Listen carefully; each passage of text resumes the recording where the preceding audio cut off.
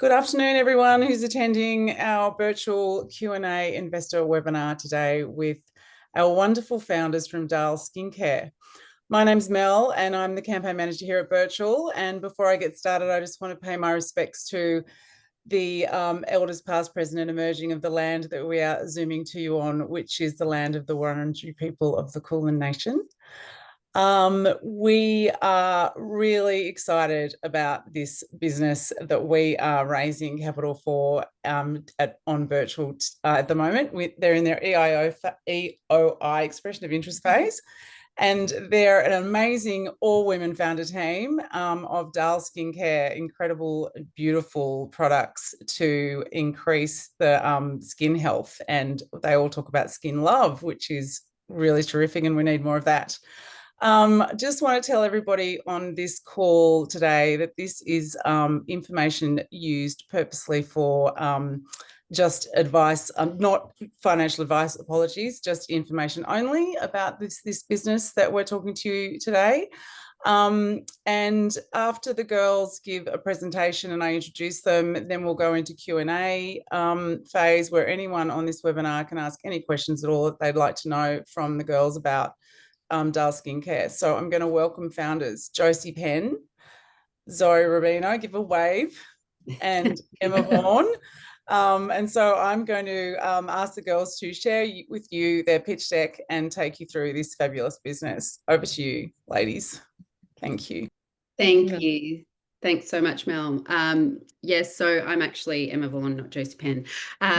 So I'm just going to get the presentation up. One moment.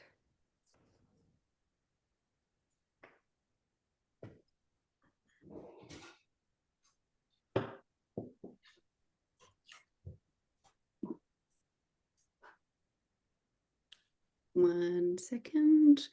Okay, just let me know. We can see. That looks great. Thank you. Wonderful. Thank you. Thank you for your introduction, Mel. I am Josie. I hope you've all had an email or two from me, or if not a phone call. I'm going to kick off straight into our deck because it's quite lengthy and we want to cover everything for you guys. So Em, if you could click to the next slide and we can skip that. So we are Darl Skincare. We have a range of products. We developed a range of products that we believe basically is the new mainstays of your skincare regime. We believe with our 3 products, you can get rid of, strip back the rest of your regime. And we do this without using fillers, toxic ingredients, and harsh preservatives, and minimal water as well. Our products are designed to support and fortify the health of the skin by balancing the skin pH, supporting the microbiome, and and restoring the lipid barrier of the skin. We just have these 3 intentionally skin supportive products. You can skip to the next, please, Em. So this is the Darl team. We are a lean founder-led team with a key focus on agility, innovation, and efficiency. So to date, we've built the business from a small team of founders, essentially, and we work with expert consultants and strategic partners to fulfill some of the major tasks of the business. And if you'd like to skip to the next one. So these are the 6 founders of our brand. So we have myself, Josie Penn. I worked as a clinical nutritionist for about a decade prior to Darl. And my understanding of the universal but complex nature of the skin, alongside my holistic approach to health and wellness, has really helped to guide Darl's formulation, skin first formulation ethos. Emma, over to you, love. Hi, everybody. I am Emma. So my motivation initially for Darl and creating a skincare company was the cystic acne that I suffered in my early 20s. So after trying a slew of skincare products over many years, it was when I found plant-based products, the actives and non-sensitizing products and formulations which cured my skin, that was the foundation of my passion for natural-based highly effective skincare. So I've had an extensive career in small business, in branding and sustainability and customer experience. And yeah, that's me. Over to Zoe. Hello, I'm Zoe Rubino, and with 20 years in hospitality experience, I've developed a deep understanding on how to create memorable customer experiences. I own and operate two of Melbourne's hospitality venues, Poodle Bar and Bistro and Rocco's Bologna Discoteca in Fitzroy, bringing a blend of creative vision, strong leadership and practical problem solving to every aspect of the business, which I enjoy applying to Darl. Excellent. And you'll obviously see, sorry, 3 more faces on our founder list. So our partners are also 3 founders of this business. Thomas Penn is my husband. He is the managing director of Clemenger BBDO in Melbourne. And he has helped to support and to build out our marketing strategy. Would you like to introduce your partners? I'm happy to. Absolutely. So my partner is Keir Vaughan. So yeah, he is head of craft and design at Thinkerbells. So yeah, his focus is on the craft and the work through their multidisciplinary agency. But he's also an incredible creative, a rigor in marketing science and how this impacts and builds memorable, enduring brand experiences for both small and large scale companies. My husband Emilio also runs and operates our hospitality restaurants with us, and he comes from a marketing and design background also. Great, thank you guys. Next slide, please, Em. So as I mentioned, we're a lean founder run and operated business who work with specialist partners as and when required. And this hybrid structure has allowed us to remain very nimble, keep our expenses low while we're trying to scale the brand. And I think you've skipped over 2 slides. Sorry, there we go. No problem. So Emma and I run the business day to day. We're very hands-on in our partnership management, working with dealing with customer relations, operational performance, and social media management. We've sort of got our fingers in everything because obviously as founders that is required. Our primary partners that we work with are firstly our 3PL. We work with ShipBob, who runs our distribution and fulfillment channel. So as soon as an order is placed, ShipBob ship that out to our customer. Obviously, we work with an external accountant, and they run all of our finances and compliance. You can skip, thank you. Also, we work with a contract manufacturer based in Melbourne, which is brilliant. They basically take our formulations, produce them and bottle them. Having them in Melbourne allows us to keep a really close rein on quality control, which is brilliant and quite unusual in the skincare industry. So this is how we basically function to date. However, as we scale and as we use the funds from this raise, we intend to build out our core team in-house, possibly with an admin assistant. And additionally, we would like to work with a full service advertising agency to deliver our really robust marketing and advertising strategy. And that's where we see that's how we see the brand will really grow and explode into this market. Thank you. We'll go into the Darl approach now, so why we're different. So we each saw a problem within the skincare industry, and that its products, the majority of products weren't designed to support the skin, longevity of skin health. So most brands propose to deliver quick fixes to complex underlying skin concerns. And that's where we wanted to come in and find a solution for that. So as we've mentioned, we'll mention many times, we exist to prioritise long-term skin health and promote a skin love movement. So our products are groundbreaking, our formulations are groundbreaking, they restore the lipid skin barrier, we have pH and diversify the microbiome, the uncontested foundations of skin health. So currently we have our 3 products. So our 3 essential products of our cleanser, our serum and our face oil, which we'll go on and talk more about soon. These are unisex products. They optimize the skin's function from a cellular level. They're understandable and digestible in terms of their tone and the brand messaging of each of the products. And we're developing more products. So we're at the cutting edge of skincare innovation. We're refillable, we're water ethical, we are manufactured locally, and we believe we have a really distinct difference with our brand and with our formulations. Yeah, great. So I'll move on to our products in a little bit more detail. So as Em mentioned, these are our 3 core products. They are unisex products, and they are specifically supportive of sensitive skins. We'll start with our cleanser. This is a really innovative product. It's a dry cleanser. It's a powder cleanser that's based on a ultra-fine milled powder of colloidal oatmeal, snow mushroom, and rice bran. And that formulation is then fortified with a series of beautiful antioxidants and prebiotics. Being a waterless product, it doesn't require a preservative to keep it shelf stable. So the product can really functionally support the skin's microbiome. And if you know much about the microbiome of the skin, you'll know that that is the skin's first line of immune defense against any kind of threats, whether that's from the environment or from skincare or pollutants.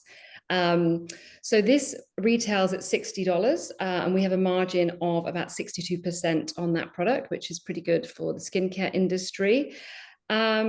Yeah, so then moving on, we've got our serum. Now, this is our really multifunctional product. I think if you know anything about skincare or use it yourself, you'll know most brands come out with a day serum, a night serum, an under eye serum, an antioxidant serum. And we just felt that for both the health of the skin and for the environment, that is unnecessary. We don't need to layer and layer and layer and use multiple products to get the same or even a better result. So this is our multifunctional plumping serum. It's great for brightening. It's a real defense serum because it's packed full of some really interesting and unique antioxidants in there that support the skin and the skin's defenses.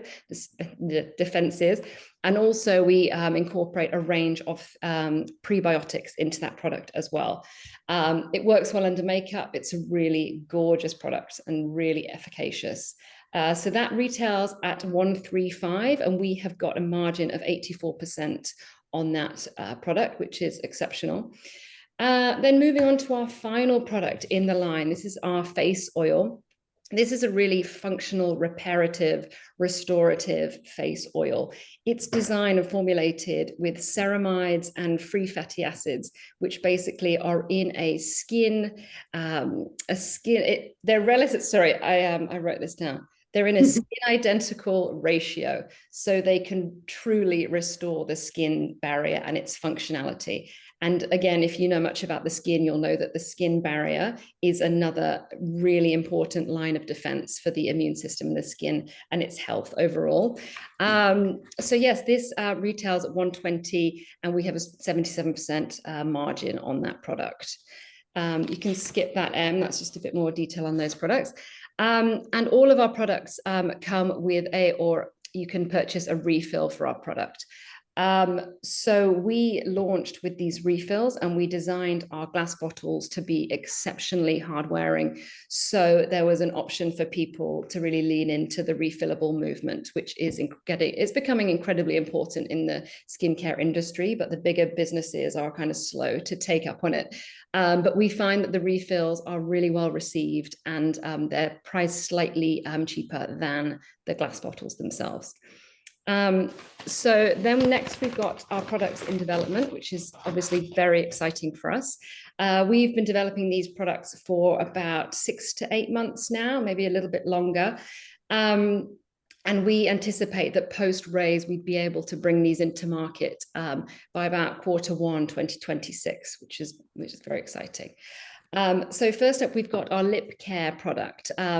This is really leaning into the lip care surge, in that there's a real growth market around lip care products at the moment. This is no ordinary chapstick. This is a really high performance lip care product, and we'll be using ingredients that you would more commonly see in skincare within this product. It's a really beautiful specialist product. It's going to be ultra hydrating, waterless again, and it's going to contain ingredients like fermented hyaluronic acid, great for plumping, urea, which is brilliant for exfoliation. And that will be targeted around, priced around the $20 mark.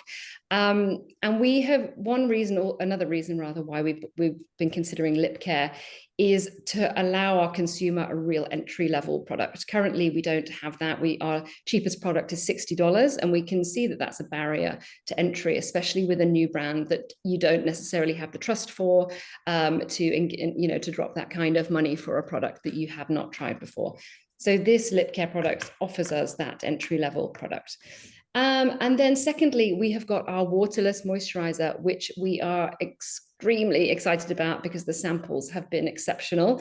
So this is one of the first in market. It's a waterless moisturizer. It will function as a really luxurious, super hydrating product that will provide environmental protection, but also microbiome support and barrier repair support. Fermented ingredients like the fermented hyaluronic acid, lots of prebiotics, barrier reparative oils will be infused into this product. This product came from many conversations we've had with consumers who were struggling to transition from their classic moisturizer over to an oil. We hoped that an oil could fill this gap, but it seems that for some people, they just simply can't move away from their structure, and they're used to using a moisturizer and they want to continue doing that. So this product is really in response to our consumers. So it feels really positive to be answering that need.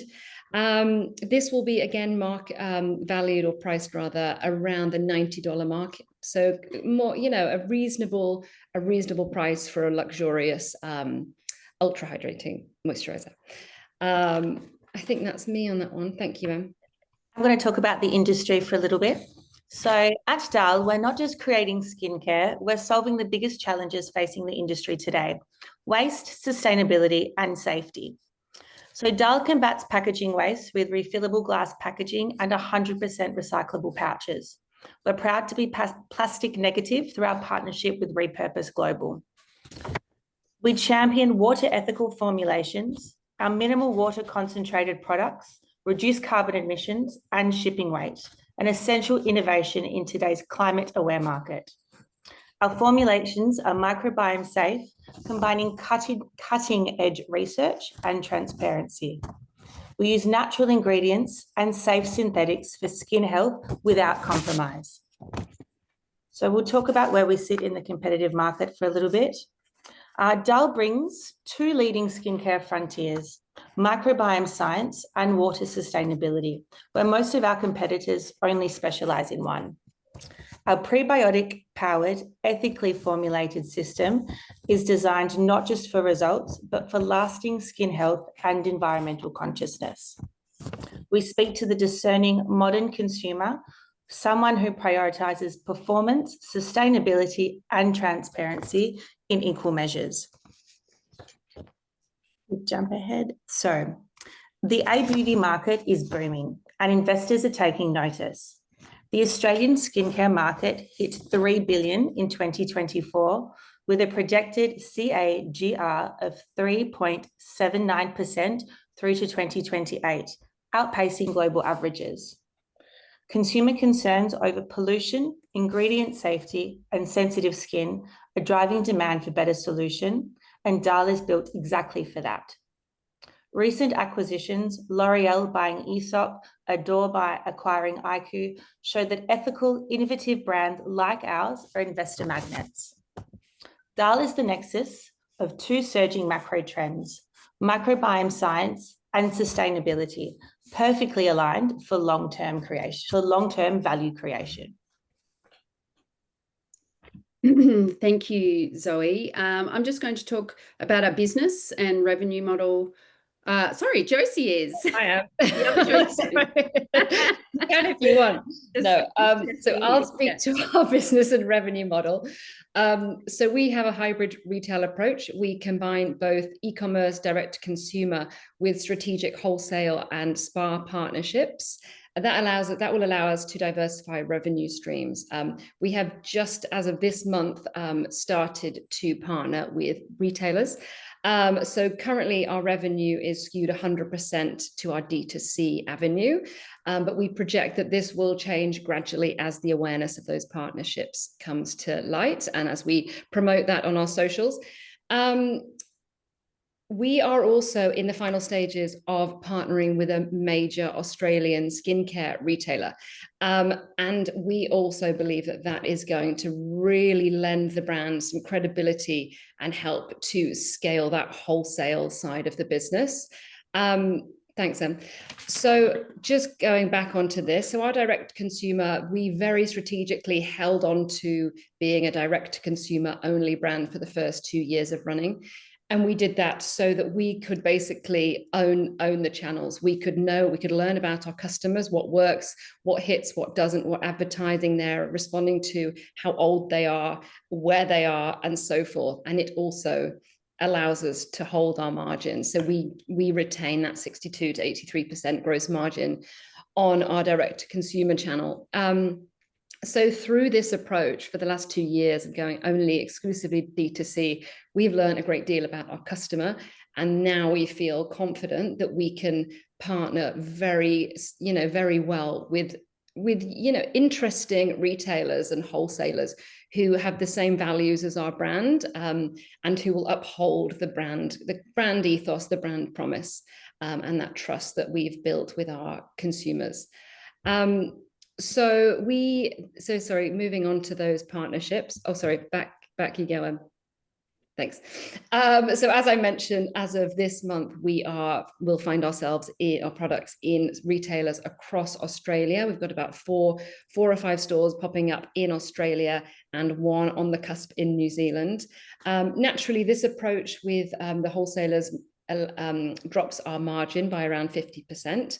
But we feel because we've got this very highly curated approach that there's actually a whole heap of benefit in this approach for us beyond just that margin and losing that margin. Thank you. You can go to the next one. So moving on, really what I'd like to focus on here is our future levers, our growth levers. We see that investing very heavily in our multi-channel marketing strategy as one of the key ways that we're going to start to grow larger than our closest competitors. We would like to introduce in the next couple of years a subscription model, and that will hopefully really build out our lifetime consumer value. That value currently is sitting around $245. And I think there's a lot of potential in that, in leaning into that and really getting the most out of those consumers who are already in the Darl funnel. We just need to nurture them a bit better. We'd like to introduce sample packs to reduce that barrier to purchase. Obviously, currently we're almost exclusively D2C. So there is a barrier to purchase with a new brand that you haven't trialed. And we've got, we're not a cheap brand, we're a luxury brand. So we'd like to break some of those barriers down. And finally, moving ahead, I've already mentioned our new product development that's going to be very fundamental to our scaling. But beyond that, we would like to lean into new markets, specifically body care and an SPF, but that will be a bit further down the track. That will be probably in about 5 or so years' time. Thank you, Em. Thank you, Jo. Okay, so going to talk a little bit about our growth plan and marketing strategy.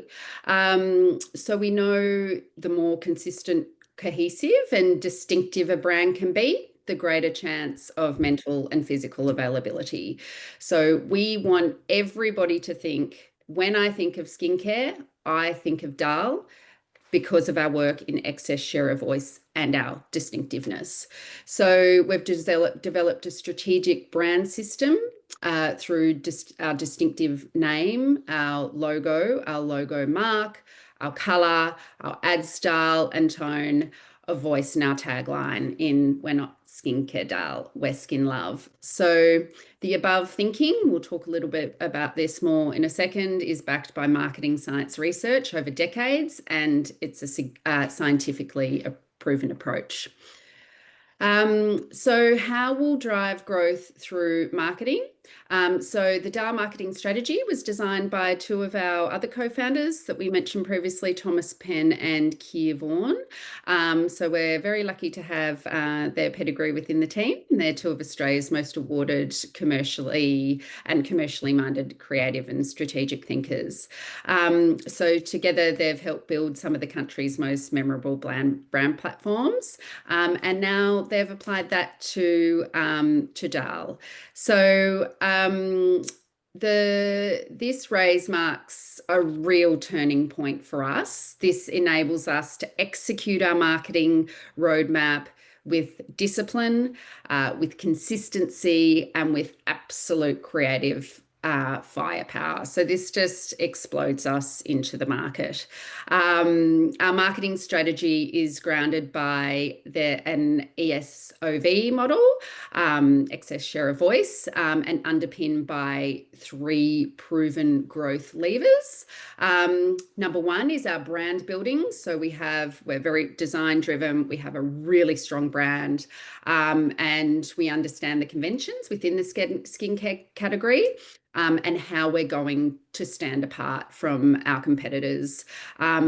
We know that we don't need to disrupt the entire market, but we need to cut through our category, and that's what we're doing. So understanding our category and what levers to pull helps is in helping us grow distinctiveness. Our mental availability, so we'll consistently increase spend in advertising in PR to keep Darl top of mind, because we know that salience drives sales. We've got sophisticated funnel marketing across Meta, Klaviyo, Google, our PR, our influencer connections, and we'll convert non and light buyers into customers at scale. And lastly, our physical availability. So as Josie's just talked about, our push into boutique retail and larger scale partnerships. So that's going to ensure we're not just seen, but easy to purchase. So we're building a brand that performs across both. So a D2C model, wholesale and retail. So we're meeting the consumer at every point. So just a little bit here about our Darl brand building. So you can see our Meta funnel, just some distinctive assets there that have been taken from market through previous campaigns. And just a few key insights that our average order value is $138. Our bestseller is our Skin Love set, which is fantastic, the 3 products. Our second best being our iconic cleanser, an average of 3,000 web visitors per month in our first month, and 74% of our Darl customers are aged between 35 and 54. So we just wanted to show you how our strategic brand system works, how it shows up in market. It's gorgeous, it's distinctive. This is where we're coming back to our customers saying when they think of skincare, they think of Darl. So you can see with the distinctive mark, the distinctive colour, the look of the bottles, the gorgeous stone cap on the cleanser, how you talk to Skin Love, our little smiley face, our tone. We're really proud of the work that's been done here. It's really gorgeous. I'm going to talk about some of our early performance since our launch. So we have $45,000 net sales to date, which is strong early traction. 47% customer retention, which is more than an industry average. We have 2.17% repeat purchase rate, which shows clear product satisfaction, where the industry average is 1.5%. $275 customer lifetime value, which shows a strong potential for scale. And so far we've had 0 returns and a low churn rate. So this all speaks to a product that works, that customers really love. And then moving forward, these next few slides just speak to how much the media loves to write about Darl, and also how much our customers love our products. Okay, so how how we'll spend it. Moving on to our post-investment spend. We've just graphed out a few charts here for the first 12 months and 24 months post-raise. So it sets out our intended uses funds under this raise. You can see that that 45% over in the advertising and PR there is backed by what we've talked about in terms of our strategic investment in the excess share of voice model. We've really been able to hone down the other expenses, some of them obviously unavoidable in terms of business running costs. The MPD and packaging is probably something specifically of note here, being that the products that Josie's just talked us through, which is so incredibly exciting. And we've had such insights from retail professionals and our consumers about the demand and what's needed. We're able to get this cost really quite low because we have such a succinct direction in our brand, in our formulation. Our formulation team is absolutely incredible. So yeah, that's first 12 months. This is the second 12 months. Jo, I don't know if you want to jump in here and add to that, or... Yeah, I mean, reiterating again what Emma said, so we'll continue to double down on our advertising spend in the second 12 months post-raise. The team will naturally increase and grow in size. We'll probably bring a few more people, part-time or full-time, in-house, just to get those speciality roles in-house rather than outsourcing. Again, we have allocated more money for stock purchase and MPD in that period, which is really important. And, you know, our overheads generally will remain relatively low for a business, for a skincare business, even a startup. So that's how we see the second 12 months panning out in terms of our spend. Thank you. So I think this is our last slide. So we're nearly there. So where we're at, we just wanted to finish with, we're at the early stages, but we've already laid a really significant strategic groundwork for something that's quite extraordinary, where we have a distinctive brand. Our range in market is leading products, and we have the potential to disrupt the skincare industry and really lead a movement in skin love and skin health. So we're operationally ready. We're sitting on retail stock with a value of over $500,000. We're entering the market with a no-risk setup to investors. So the opportunity offers the investor a de-risk, operational ready business, substantial inventory, of which just mentioned, already in place and ready to go on a strategic roadmap, ready and set to turn and scale.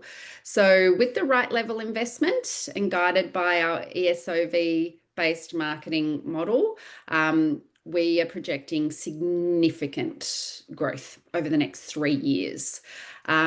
So we represent a really rare opportunity to invest in an early brand with proven foundations, low execution risk, and a clear data back path to scalable, high return growth. So thank you so much for sitting with us and listening to our presentation, and we'll look forward to some questions.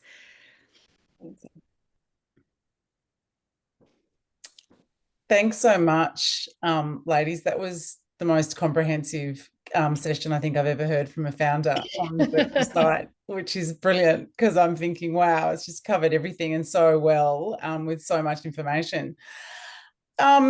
We are now open to questions, so please, there's the bubble at the bottom of the screen. So if anything comes to mind and there's something that the ladies didn't cover, I'm struggling to think of something, but please put it in below, because they're all yours. They're ready to hear what you've got to ask them. But just in the meantime, full disclosure, the ladies have given me a sample, and I've been using it for the last 3 weeks, and I'm an absolute convert. I think that Darl Skincare is an incredible product, and I really think that the girls are onto something, and I really wish them all the best. And I think this is a really good opportunity for our investor database to have a serious look at this as an option to come on board this wonderful journey with the ladies. What in terms of market outreach, obviously you mentioned you're really going broke in Australia for retail, and you're also talking to a retailer in New Zealand. What's the 5-year plan? Like, are you looking globally? I mean, how far are we going with Darl? Yeah, so we really want to own Australia and New Zealand before we diversify. We don't want to lose that strong messaging. We don't want to lose connection with the customer before we explode elsewhere. And we think really focusing very tightly on Australia and New Zealand in the next 2 or so years is really fundamental to the longevity of the business and its growth long term. So we absolutely see this being a more global brand, but we don't want to do that before the brand is ready and before our customers are ready for that to happen. So from this raise, we anticipate really building out into many more retailers across Australia and New Zealand. And then potentially, in the next, I'd say 4 to 5 years or 4 years, then we'll be looking into markets further afield. Yes. Yeah, and I think that just to add to that, thanks so much, Jo, is, that's when we extend our lines to Mel. So I think that we'd definitely want to have completed our facial skincare range and then as well as our body range suite by that point. And then we'll have a much better idea of, more the global demand in terms of, trends and necessity for that. So, very much big picture once we get things, right year to year. Yes. There's a lot of press out there about skin health and the microbiome, and it feels like that's the new trend. Is there any specific kind of competitors that that are on your radar that you sort of need to be sort of aware of, or anybody that's coming up that's doing something similar? How are you protecting your IP, for example? That sort of thing. That's a sort of an important thing investors tend to look at. How are you going to, are you looking at patents or, yes. recipe? It's tricky with skincare, isn't it? I mean, I'm not familiar. You might need to let me know how the experts roll with that. It is tricky with skincare. It's very in-depth, the IP ownership of skincare and skincare formulations. When we formulate, we work with a biochemist or a chemist or both. And in this kind of the contract that we work, it means that once that product is formulated and set, we then own the rights to that product. So we don't hold the IP because that's a whole nother level of investment in legal, but we do own the rights to the formulations. So we have those, and when we actually move into our new product development, once they're finalized, we will own the IP of those 2 products. And in the future, dependent on the raise, I think it would be in our interest to own the IP for our existing 3 products because they are unique and they really stand out in market. That's definitely on our radar, but we are already protected by owning the rights of those 3 products. Good to know, because I feel like they really do stand out in market. Like, I feel like the market is obviously saturated in skincare products. You just have to walk into a Mecca or a Sephora to see that. Yeah. And I just feel like you are offering something that is unique and different. And that seems to work. That's my experience. I have a couple of questions that are coming through from some of the people on the webinar, potential investors. Obviously, with a public company, when people invest, they receive shares in the company. They can be held onto or sold. What is the offer when people invest in Darl? Are you offering any equity in the company? So I just want to make it clear to everyone on this call that this is a CSF raise. So what that means is that the shares that you're purchasing of Darl are illiquid, which means that the company is not public. You're investing in a private enterprise, and to realise any kind of investment win out of this would basically be if Darl decided to do a share buyback, if they decided to list on the ASX, or if they decided to sell to another big company, which happens a lot in this skincare space. that would be where you would realize your investment that you would be doing through the CSF with Darl. Another says, I'm really excited to try this out. You mentioned 45K net sales to date. Can you clarify that that's over how many months, years? How much did you spend on marketing over the same period? Yeah, so that is over 2 years in market. I would have to be, I think I might need to go back to the numbers to work out exactly how much we've spent on marketing to date. So if Mel can pass me those details, I can get back with that number. We have sort of dipped in and out of advertising through the life cycle of Darl to date. And that is due to us being completely founder funded. We have not consistently had the funds to back our marketing model, which is why this investment is so key to Darl. You know, as we've mentioned, we got two of Australia's biggest strategic and marketing and design thinkers building out our marketing strategy. To date, we haven't been able to do that justice. We've dipped in and out. And what we can see from our marketing is that when we do advertise, it really hits, it really cuts through, and we reap the reward of sales and conversions. However, that has not been consistent across the 2 years. I would say across those 2 years, we've probably had ads on for about 8 or 9 months in total. Yeah, I hope that in part answers that question, but I'll get back to you on the second part of that question and how much we have spent. Thanks. That's all good. I just want to also circle back to the finance question. So just for everybody on the call, we are in the expression of interest phase. Darl is going to live offer on the 12th of August. So the expression of interest opportunity ends at 10 p.m. on the 11th of August. When it goes into live offer, there's a 48-hour private phase period where everybody who has expressed interest then gets hold of the draft, or not the draft, but the offer document before the public. So then that's where all that information regarding the finances in the business, etc., will be in that offer document. So that will explain and answer a lot of those questions for anybody who's thinking along those lines in this call. How did you three meet? How did all this come together? I actually worked for Emma a very long time ago. Emma and her husband ran a really beautiful French bistro, and I'd finished my master's degree and needed a job. So I was their waiter. And then we became instant friends and worked together to found a business with Josie.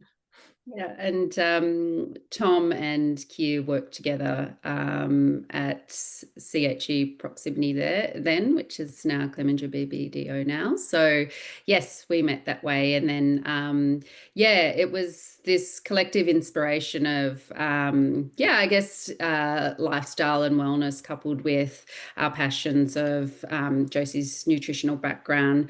Zoe's one of my beauty muses in fashion and makeup and skincare, and we were always talking and swapping products, and thought that we could come up with something pretty extraordinary together between the collective skills and background with everybody. So we really think we've nailed it with something with a lot of personality and this incredibly unique tone that's really fun but really luxe as well. So that's how we sort of founded and conceived Darl. And talk to me how you landed on the name, because that is also quite unique, isn't it? But very, I don't know, it resonates with me anyway. So, yeah, sure. Well, sorry, you go. No, you go and then I'll go. We actually workshopped that name for probably 12 months in-house, and we could not get anywhere. We were all just like throwing names into the hat, and we just could not decide. And then we worked with two amazing, a creative partnership, and they presented us with about 3 or 4 names. And when they said Darl, all 6 of us gasped. We were like, "That's it, that's it, it's sold." And the rest is history. Yeah, it was a labor of love, but it's a great name, and it resonates. It has meaning for people. I think, especially Australians, and we want this to feel like a truly Australian brand, and it does, and the name really lends itself to that. Yeah, and I think that was part of the brief too that we gave this particular team in terms of scalability and wanting to, deliver the brand overseas, and just say that, what people find endearing about Australia and Australian skincare are not only, the beautiful vast open spaces and naturalness and that those golden tones, but this not cringy colloquialism of Darl felt just really nostalgic and nurturing, but could be, a little bit cheeky and lots of fun to work with. So yeah. You can tell you've got some, and I've got to make a correction because I said all women found a team, but in fact you're joined by your wonderful partners. So but we lead it. So yeah. Anyway, mixed founder teams are just as good because that's all proven in the stats. So that's great. So yeah, you've got some serious marketing minds behind you, which is really terrific. So, and I think that's been quite clear in your marketing strategy and your plans. And just in the development of the brand itself and the product and the packaging, it's all really standout stuff. Do you want to talk a bit more about that, about the packaging and how you came to that? And because it's really it's very high end. When you say luxe, you really get that. Like it's very beautiful bottles, weighty. Like it all speaks to that luxe skin category. For sure. I think we all wanted something different from it, don't you think? Like, I feel like, displaying something in your bathroom as this like object du jour that you could refill and keep was really important. And then when you held it, it felt substantial and it felt like an investment in yourself. So that moment, it's not just applying the skincare, but it's seeing it on the shelf. It's holding it. It's how it comes through the pipette. It's how you put it back on the shelf. So it's this absolute respect in the process and the experience of those moments which are really essential to us, our moments of our beauty, our moments of self-care, and that experience was absolutely at the core of the packaging experience as well. We wanted the products to be, the bottles, you could see the product so that you could see how far it was going down when you would need to refill. So yeah, I think it needed to be a really, visceral experience, and one that was, justified yourself in that moment and the investment in the skincare itself. That's how I see it. Yeah.